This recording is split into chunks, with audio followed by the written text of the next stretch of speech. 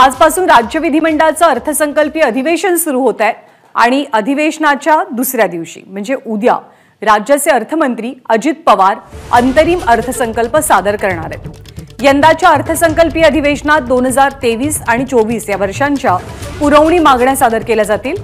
दुपारी 2 वाजता उद्या अंतरिम अर्थसंकल्प मांडला जाणार आहे। यामध्ये 1 एप्रिल 2024 ते 31 जुलै 2024 या 4 महिन्यातील आवश्यक खर्चाची तरतूद केली जाईल। सरकारी कर्मचाऱ्यांचं वेतन आणि भत्ते सोबतच कर्जाचे हप्ते व्याज याचप्रमाणे लोकसभा निवडणुकीला लागणाऱ्या खर्चाचा या अंतरिम अर्थसंकल्पात समावेश असेल। अधिवेशनाच्या 3ऱ्या आणि 4थ्या दिवशी या अंतरिम अर्थसंकल्पावरती चर्चा होणार आहे आणि तो मंजूर केला जाईल। एकूण 5 दिवसांचं हे अधिवेशन आहे आणि या 5 दिवसीय अधिवेशनात विविध मुद्द्यांवरनं विरोधक सत्ताधाऱ्यांची अडचण करण्याचीही तयारी करतात। अधिक माहिती देतात आपले प्रतिनिधी निलेश बुधावले। निलेश, अंतरिम अर्थसंकल्प सादर केला जाईल, आजचा पहिला दिवस आहे। आजच्या कार्यक्रमाची संपूर्ण रूपरेषा नेमकी कशी असेल अधिवेशनाच्या पहिल्या दिवसाची?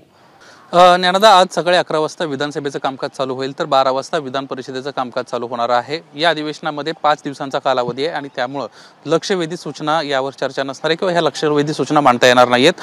थेट उद्या दुपारी 2 वाजता अजित पवार अर्थसंकल्प सादर करतील आणि 3ऱ्या आणि 4थ्या दिवशी त्याच्यावर प्रामुख्याने चर्चा पार पडणार आहे।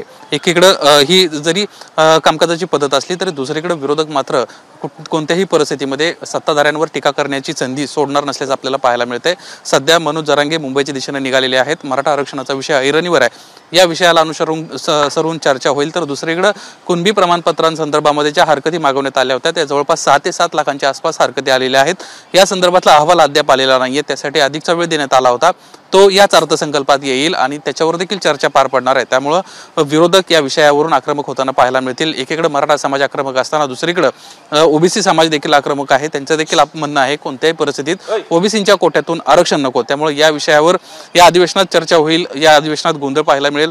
दुसरीकडे आणखीन एक महत्त्वाची बाब अशी आहे की अर्थसंकल्पाच्या निमित्तानं 2023 आणि 24च्या पुरवण्या मागण्या मंजूर करण्यात येणार आहेत।